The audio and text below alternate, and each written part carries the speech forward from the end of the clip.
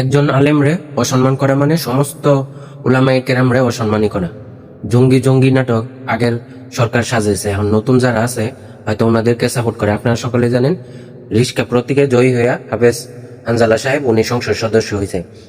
ওনার কথাবার্তা ওনার এলাকায় বিচারিক কাজ থেকে শুরু করে সবার মন জয় করে নিছে এবং উনি খুব কষ্টবাদী একজন লোক।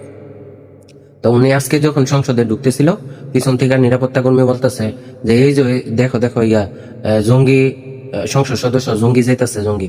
এটা কোনো কথা হইলো? কেন এখনো তারে জবাবদিহিতার আওতায় আনা হইলো না? কেন একটা আলেমরা অসম্মান করলো? এবং সকলে কেন এটারে এখনো তীব্র সমালোচনা এবং তীব্র ভাষায় কেন এখনো প্রতিবাদ করে না আমার বুঝে আসে না। একজন আলেমরে সম্মান করা মানে সমস্ত উলামায়ে কেরামরে সম্মান করে। একটা আলেমরে যদি কেউ যে কোনো দলের হোক সে যদি অসম্মান করে সমস্ত উলামায়ে কেরামের গায়ে এটা লাগার কথা।